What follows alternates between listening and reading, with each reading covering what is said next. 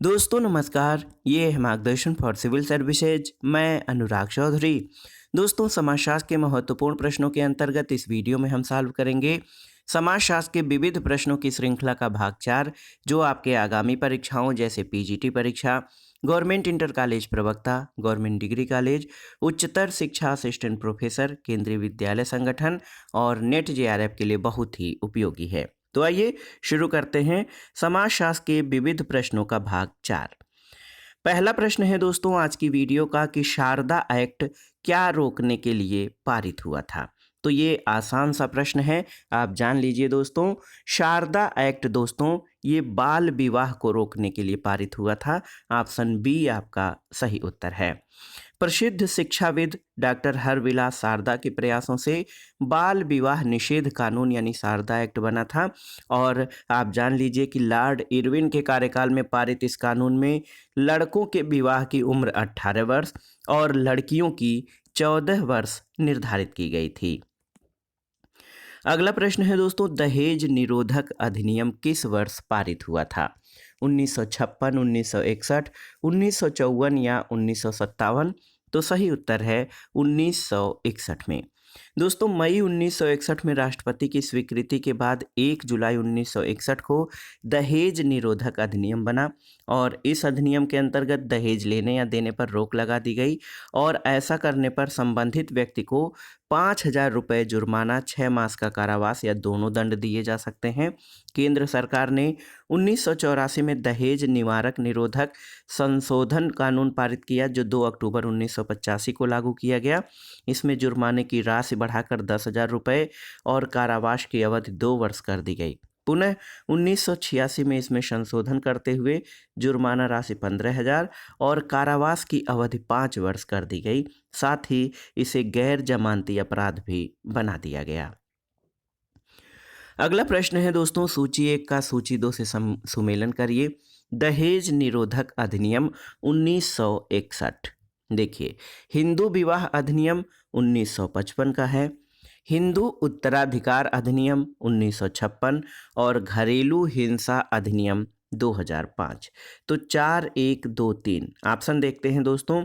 4, 1, 2, 3 option D सही उत्तर है। अगला प्रश्न है दोस्तों, भारत सरकार द्वारा पहला भ्रष्टाचार निरोधी अधिनियम कब पारित किया गया था? तो याद रखिएगा 1947 यानी 1947 में भारत सरकार द्वारा पहला भ्रष्टाचार निरोधी अधिनियम 1947 में पारित किया गया। उसके बाद 1988 में भ्रष्टाचार निरोधी अधिनियम पारित किया गया।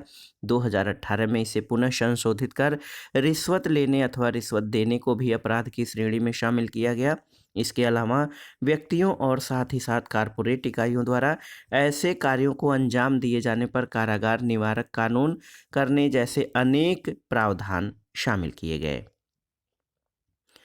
अगला प्रश्न है दोस्तों, भारत में समान पारिश्रमिक अधिनियम किस वर्ष लागू किया गया? आपको बताना है। तो डेट याद रखिएगा 1976। दोस्तों, भारत में समान पारिश्रमिक अधिनियम 1976 में पारित किया गया और ये 2 स्तरों पर क्रियान्वयन किया जाता है इसका, केंद्रीय क्षेत्र और राज्य क्षेत्र में। महिलाओं के लिए बढ़ते रोजगार के अवसर मुहैया कराने तथा अधिनियम के प्रभावपूर्ण कार्यान्वयन के लिए उठाए गए कदमों की समीक्षा करने के लिए सरकार ने एक केंद्रीय सलाहकार समिति का गठन किया और पुनर्गठन समिति की पहली बैठक तत्कालीन श्रम और रोजगार मंत्री की अध्यक्षता में 22 फरवरी 2011 को हुई थी, लेकिन समान पारिश्रमिक अधिनियम 1976 में पारित किया गया था। अगला प्रश्न है, पिछली जाति जनगणना किस वर्ष संपन्न हुई थी? तो आप जान लीजिए 2011 में। दोस्तों, गरीबी रेखा से नीचे रह रहे परिवारों की पहचान करने और सरकारी योजनाओं का सभी सुपात्र लाभार्थियों तक लाभ पहुंचाने और अपात्र लाभार्थियों को इस लाभ से वंचित करने के लिए ग्रामीण और शहरी क्षेत्र में परिवारों की सामाजिक आर्थिक स्थिति का अध्ययन करने के लिए भारत सरकार द्वारा सामाजिक आर्थिक और जाति आधारित जनगणना 2011 कराई गई और इसके अंतिम आंकड़े 3 जुलाई 2015 को तत्कालीन केंद्रीय मंत्री अरुण जेटली और केंद्रीय ग्रामीण विकास विकास, पंचायती राज और पेयजल आपूर्ति मंत्री चौधरी बीरेन्द्र सिंह द्वारा संयुक्त रूप से जारी किया गया और ये गणना 29 जून 2011 को पश्चिमी त्रिपुरा के होजेमोरा ब्लॉक से प्रारंभ की गई थी। अगला प्रश्न है दोस्तों, पुनर्शक्तिकरण आंदोलन सिद्धांत से कौन संबंधित है? आप जान लीजिए कि पुनर्शक्तिकरण आंदोलन सिद्धांत किससे संबंधित है? वालिश, स्टाउफर, स्मेल्सर या हंट? तो सही उत्तर है वालिश। दोस्तों देखिए, रिवाइटलाइजेशन मूवमेंट थियरी, देखिए ये वालिश से संबंधित है। पुनर्शक्तिकरण आंदोलन समूह के सदस्यों द्वारा जानबूझकर किया गया संगठित चेतना पर जोर देकर नई संस्कृति का निर्माण किया जाता है और इससे वालिश संबंधित हैं। अगला प्रश्न है, नारी मुक्ति के लिए निम्न चरण किसने सुझाए हैं? गृहस्थ महिलाओं की भूमिका की समाप्ति और परिवार की समाप्ति। इसमें देखिए राशि, ओकले, मिशेल और मार्गन। तो सही उत्तर है ओकले। दोस्तों ओकले ने नारी मुक्ति के लिए गृहस्थ महिलाओं की भूमिका की समाप्ति और परिवार की समाप्ति का सुझाव दिया है। अगला प्रश्न है, श्री नारायण धर्म परिपालन आंदोलन प्रमुख रूप से प्रवर्तित किया गया था कहाँ पर? नायरों में, ब्राह्मणों में, एजहावा में या फिर नैयरों में? तो सही उत्तर है एजहावा में। दोस्तों स्वामी विवेकानंद के प्रशंसक डॉक्टर पलपू ने झझवा यानी एजहावा समुदाय के अधिकारों के लिए इझवा समा की नामक एक संगठन बनाने का प्रयास किया जो असफल रहा। 1888 में श्री नारायण गुरु ने शिवलिंग की स्थापना कर केरल की पुरानी सामाजिक व्यवस्था को समाप्त कर एक सामाजिक पुनर्जागरण आरंभ किया। उन्होंने ताड़ी का काम करने वाली जाति इझवा को संगठित कर श्री नारायण धर्म परिपालन योगम की स्थापना की। अगला प्रश्न है दोस्तों, भारत में स्वाधीनता आंदोलन का अध्ययन किसने मार्क्सवादी परिप्रेक्ष्य में किया था? AR Desai, DP Mukherjee, doctor BR Ambedkar या फिर L ड्यूमा? तो सही उत्तर है AR देसाई ने। दोस्तों AR देसाई ने भारतीय राष्ट्रवाद के सामाजिक पहलुओं पर अपने डॉक्टरेट का शोध ग्रंथ लिखा जिस पर 1946 में उन्हें डिग्री प्रदान की गई। 1948 में उनकी thesis the social background of Indian nationalism प्रकाशित हुई जो उनके द्वारा किए गए कार्यों में सबसे बेहतरीन है।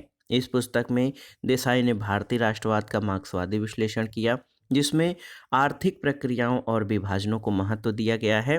दोस्तों डॉक्टर DP मुखर्जी ने भारतीय परंपराओं को समझने के लिए मार्क्सवादी परिप्रेक्ष्य अपनाया है। निम्नलिखित में से कौन सा सामाजिक आंदोलन का अनिवार्य लक्षण नहीं है? देखिए, सामूहिक लामबंदी, क्रांति, विचारधारा या परिवर्तन की ओर दिशा?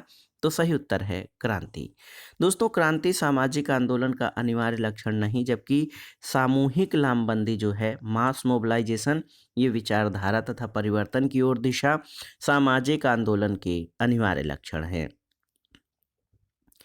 अगला प्रश्न है, निम्नलिखित में से कौन परिवर्तन संवर्धक आंदोलन नहीं है?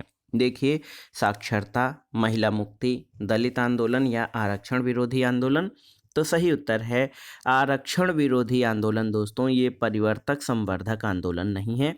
महान दार्शनिक अरस्तू ने कहा है कि परिवर्तन संसार का नियम है। परिवर्तन किसी भी वस्तु, विषय अथवा विचार में समय के अंतराल से उत्पन्न हुई भिन्नता को कहते हैं। परिवर्तन एक बड़ी अवधारणा है जो जैविक, भौतिक और सामाजिक तीनों जगत में पाई जाती है।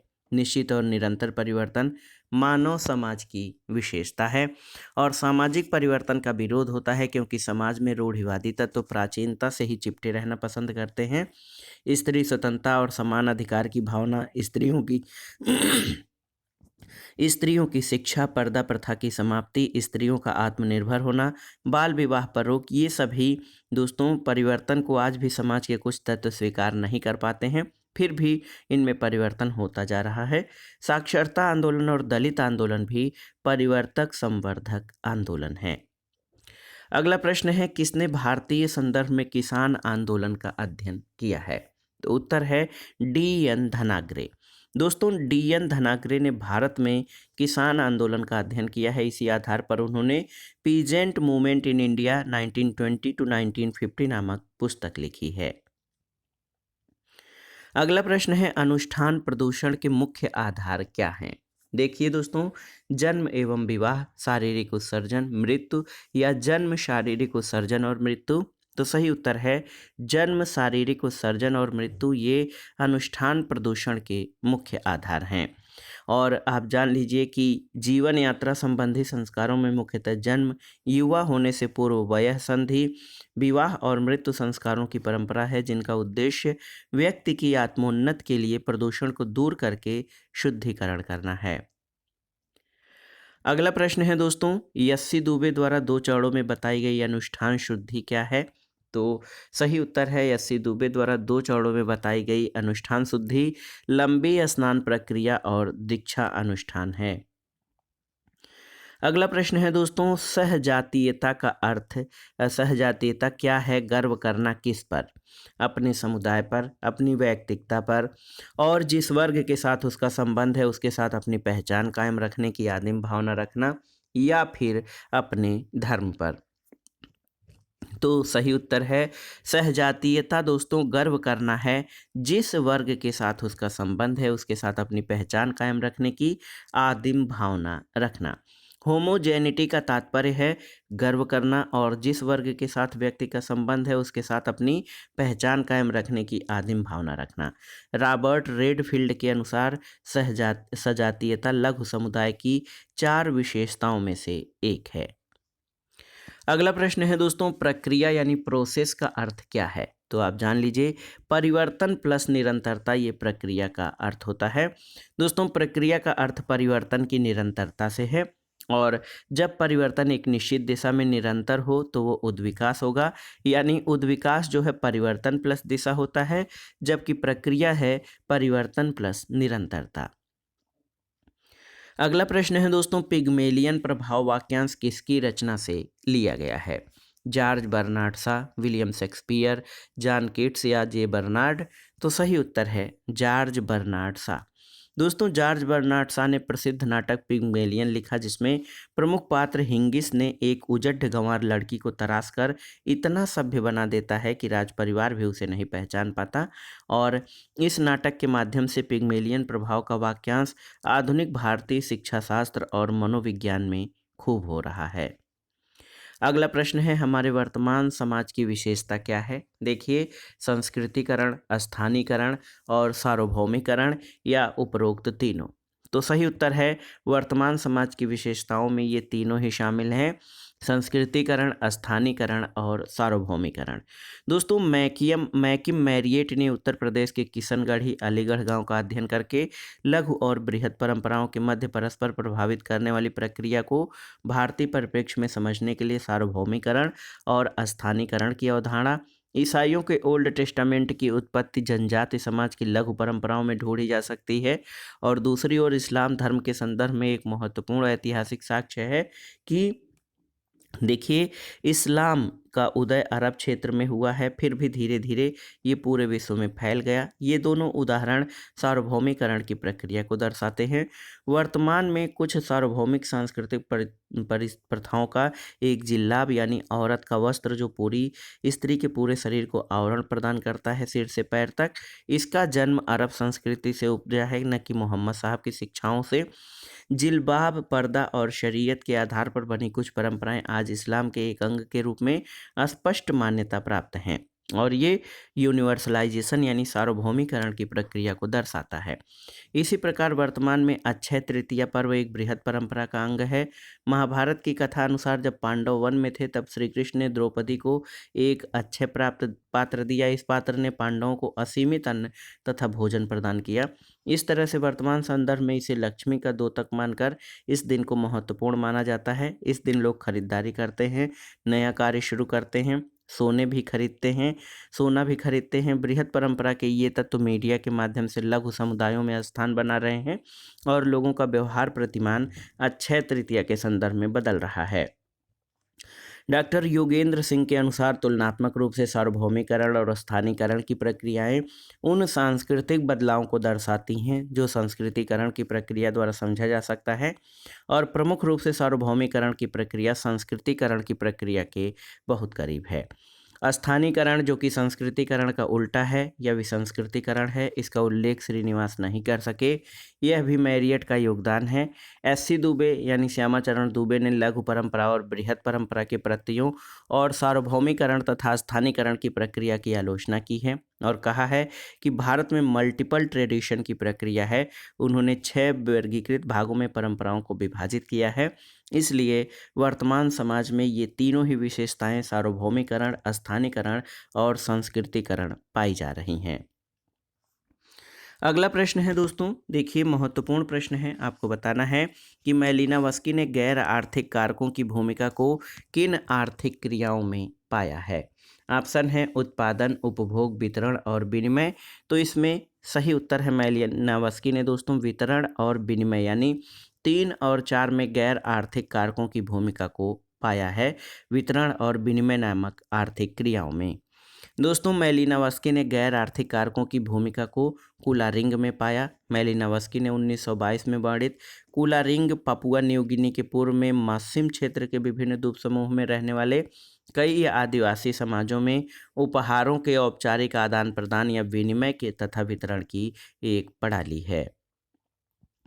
अगला प्रश्न है दोस्तों, ऑस्ट्रेलिया के आदिम जातियों के आनुभविक अध्ययन के आधार पर किसने विनिमय सिद्धांत को विकसित किया है।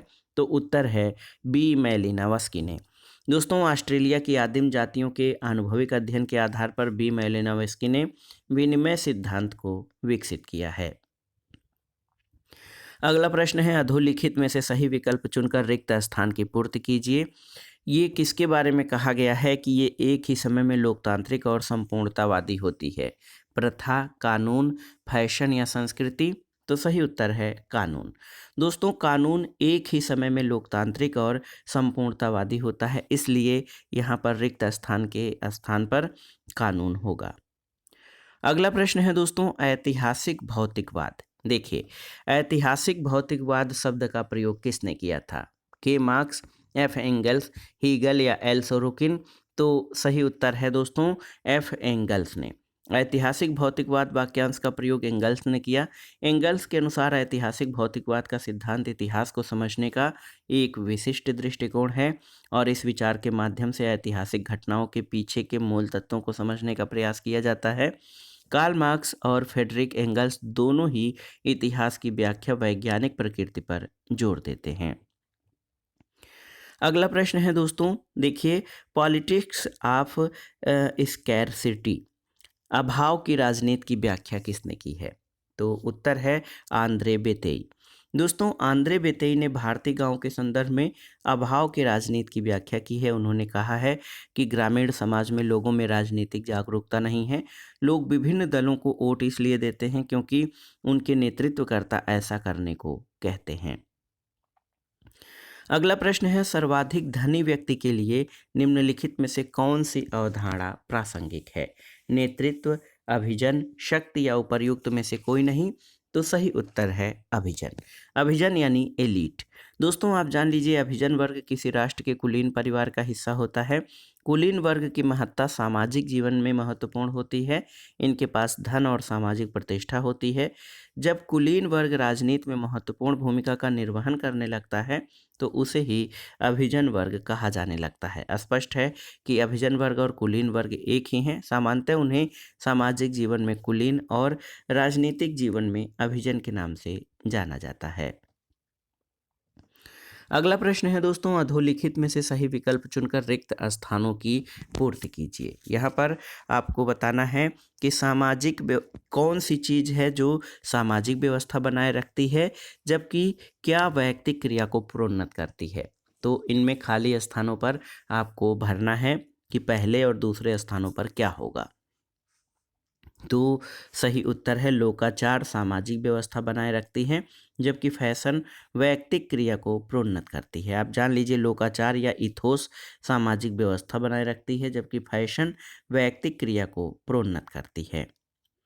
अगला प्रश्न है दोस्तों, मैकाइवर के सामाजिक प्रवरण के कार्यों में कौन सा सही नहीं है। प्रत्यक्ष नागरिक प्रवरण, अप्रत्यक्ष सामाजिक प्रवरण, सैनिक सामाजिक प्रवरण या उपर्युक्त में से कोई नहीं। तो सही उत्तर है सैनिक सामाजिक प्रवरण। दोस्तों ये मैकाइवर के सामाजिक प्रवरण के कार्यों में सही नहीं है। मैकाइवर के अनुसार सामाजिक प्रवरण दो प्रकार से कार्य करता है, प्रत्यक्ष सामाजिक प्रवरण और अप्रत्यक्ष सामाजिक प्रवरण। विभिन्न लक्ष्यों को दृष्टि में रखकर स्थापित सामाजिक स्थितियों का केवल परिणाम है, ये अप्रत्यक्ष सामाजिक प्रवरण है। जबकि निर्मित लक्ष्य के लिए सामाजिक योजना का प्रत्यक्ष परिणाम प्रत्यक्ष सामाजिक प्रवरण है। इसमें आप देखिए स्थिति और योजना एक दूसरे से परस्पर संबंध है, लक्ष्य स्थिति और योजना। अगला प्रश्न है दोस्तों, इंटरनेट का सर्वोत्तम प्रयोग जो विश्व भर में जाना जाता है उसे किस नाम से जाना जाता है? आधुनिकीकरण, वैश्वीकरण, www या वर्ल्ड वाइड वेब या वेब कैम? तो सही उत्तर है www। दोस्तों आप जान लीजिए इंटरनेट का सर्वोत्तम प्रयोग जो एक दूसरे से जुड़े कंप्यूटरों का एक विशाल विस्तृत जाल नेटवर्क प्रदान करता है वो www यानी वर्ल्ड वाइड वेब है। और इसमें इंटरनेट से जुड़े हुए कंप्यूटर आपस में इंटरनेट नियमावली के जरिए सूचना का आदान प्रदान करते हैं। अगला प्रश्न है कौन सा सही है आपको बताना है। दुर्खिम और मैक्स वेबर के अनुसार समाज की मौलिक इकाई व्यक्ति होता है। दुर्खिम के अनुसार वर्ग अंतिम सामाजिक सत्ता है, लेकिन मैक्स वेबर के अनुसार व्यक्ति ऐसा है। उपर्युक्त दोनों या फिर उपर्युक्त में से कोई नहीं। तो सही उत्तर इसमें ऑप्शन बी हो जाएगा। दोस्तों इमाइल दुर्खिम वर्ग को अंतिम सामाजिक सत्ता मानते हैं, जबकि मैक्स वेबर व्यक्ति को मानते हैं। तो ये आपका सही है।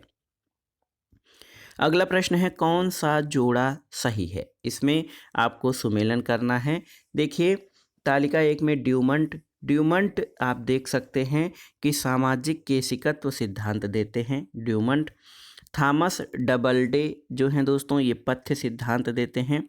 सैडलर ने घनत्व सिद्धांत का प्रतिपादन किया है और गिन्नी चक्रीय सिद्धांत का प्रतिपादन करते हैं। तो 1 3 4 2 आप देखिए 1 3 4 2 कौन सा विकल्प? ऑप्शन ए सही सुमेलित हो जाएगा। अगला प्रश्न है अगर कोई पिता अपने बच्चों को किसी कार्य के लिए डांटता है या मारता है तो उसे वैध माना जाएगा और उसे क्या कहा जाएगा? सत्ता, शक्ति, प्रभुत्व या फिर ए और बी दोनों? तो सही उत्तर है सत्ता। आप जान लीजिए दोस्तों शक्ति को जब सामाजिक वैधता प्राप्त होती है तो वो सत्ता बन जाती है। और सत्ता के अंतर्गत पार्सन्स ने ऐसे अधिकारों की चर्चा की है जो संस्थागत है। ये दो प्रकार से हो सकती है। वह सत्ता जो किसी व्यक्ति को समाज के परंपरागत मूल्यों के माध्यम से प्राप्त होती है, जैसे पिता का पुत्र पर अधिकार, जिसके अंतर्गत पिता अपने पुत्रों को डांटता या मारता है। सत्ता का वो स्वरूप जो किसी व्यक्ति को किसी दफ्तर में पद से प्राप्त होता है, जैसे जिलाधिकारी या मंत्री को जो सत्ता प्राप्त होती है वह उसके पद से मिलती है। सत्ता के ऐसे विभाजन से भी व्यक्तियों की सामाजिक परिस्थिति या समाज का संस्तरण का निर्धारण होता है। अगला प्रश्न है दोस्तों शक्ति व्युत्पन्न होती है कैसे? देखिए हितों के जुड़ाव से, प्राधिकार से यानी सत्ता से, उपर्युक्त दोनों से या उपर्युक्त में से कोई नहीं। तो सही उत्तर है ऑप्शन सी। शक्ति दोस्तों इसका स्वरूप हमेशा सामाजिक होता है। ये सामाजिक संबंधों की अभिव्यक्ति है और सत्ता में शक्ति निहित होती है। इस कारण सत्ता शक्ति का स्रोत है, जबकि शक्ति सत्ता से भी उत्पन्न होती है। हितों के जुड़ाव यानी कॉन्स्टेलेशन ऑफ इंटरेस्ट से भी शक्ति भी उत्पन्न होती है। अगला प्रश्न है जब एक व्यक्ति अपने प्रभाव का इस्तेमाल दूसरे व्यक्तियों की इच्छा के बिना करता है तो इस प्रभाव को क्या कहा जाता है? तो ये है शक्ति यानी पावर। दोस्तों जान लीजिए कि जब एक व्यक्ति अपने प्रभाव का इस्तेमाल दूसरे व्यक्तियों की इच्छा के बिना करता है तो इस प्रभाव को शक्ति कहते हैं। शक्ति दूसरों की इच्छा के अनुसार जो है शक्ति बल प्रयोग की वास्तविक क्षमता या बल प्रयोग नहीं है, बल्कि किसी के कार्यों को प्रभावित करने की क्षमता है। अगला प्रश्न है किस विद्वान ने कहा है कि अच्छा क्या है ये सामाजिक अनुभव सामूहिक अनुभव से निश्चित होता है। कोई भी दूसरों की तुलना में अच्छा है, इसलिए अच्छाई सामाजिक धारणा है। तो ये कथन कार्नेजो की है। कार्नेजो के अनुसार सोशल कंटेंशन दोस्तों देखिए अच्छाई एक सामाजिक धारणा है। कोई भी दूसरों की तुलना में अच्छा होता है, अर्थात इस बात में एक सामूहिक अनुभव निहित है। अगला प्रश्न है दोस्तों समाजशास्त्री क्षेत्र में किसी अन्य लेखक की अपेक्षा हर्बर्ट स्पेंसर के सामाजिक सिद्धांतों ने अधिक विवाद उत्पन्न किया है। देखिए, E Bogardus, P A Sorokin, R B Bierstedt या एफ एस मार्विन, ये कथन किसका है? तो सही उत्तर है ई एस बोगार्डस। दोस्तों, ई एस बोगार्डस ने कहा है कि समाजशास्त्री क्षेत्र में किसी अन्य लेखक की अपेक्षा हर्बर्ट स्पेंसर के सामाजिक सिद्धांतों ने अधिक विवाद उत्पन्न किया है। अगला प्रश्न है, किसने कहा है कि ये देखा गया है कि मुखर्जी की विचार करने की सामर्थ्य पूर्व और पाश्चात्य विचारों के असामान्य समन्वय का प्रतिनिधित्व करती है? देखिए, बलजीत सिंह, एस चंद्रा, चार्ल्स बगल या ई एस बोगार्डस। तो सही उत्तर है ई एस बोगार्डस। दोस्तों, आर के मुखर्जी का विचार पाश्चात्य विचारकों से प्रभावित था। रॉबर्ट ई पार्क, जो सामुदायिक अध्ययन के लिए मुखर्जी से मिलने भारत आए थे, इसी प्रकार ई एरास भी मुखर्जी के क्षेत्रवाद अध्ययन से प्रभावित थे। मुखर्जी से कई अन्य अमेरिकी अध्येता प्रभावित थे। इस बारे में ई एस बोगार्डस ने कहा है कि ये देखा गया है कि मुखर्जी का विचार करने की सामर्थ्य पूर्व और पाश्चात्य विचारकों के असामान्य समन्वय का प्रतिनिधित्व करती है। शायद कोई अन्य समाजशास्त्री अपने मानसिक संपर्कों की परिसीमा में और मानव मूल्य की व्याख्या के लिए अपने दृष्टिकोण में इतना भाग्यशाली नहीं रहा है। अगला प्रश्न है दोस्तों, किसने कहा है कि मानव समाज का विज्ञान अभी अतिशैशवावस्था में है? ऑप्शन है A Comte, E Durkheim, A R Radcliffe Brown या बी मैलिनोवस्की। तो सही उत्तर है ए आर रैडक्लिफ ब्राउन। दोस्तों, मानव समाज का विज्ञान जो है अभी अतिशैशवावस्था में है, ये कथन ए आर रैडक्लिफ ब्राउन का है। अगला प्रश्न है दोस्तों, विश्वास का टूटना ही आधुनिकता का बहुत बड़ा परिणाम है। वो व्यक्ति जिसने ऐसा उग्र सामान्यीकरण किया है, वो कौन है? ऑप्शन देखिए, Niklas Luhmann, Anthony Giddens, Malcolm Waters या जे रोजनाउ। तो सही उत्तर है एंथोनी गिडेंस। आप जान लीजिए दोस्तों, ये बहुत ही महत्वपूर्ण प्रश्न है। एंथोनी गिडेंस ने सामान्यीकरण किया है कि विश्वास का टूटना ही आधुनिकता का बहुत बड़ा परिणाम है।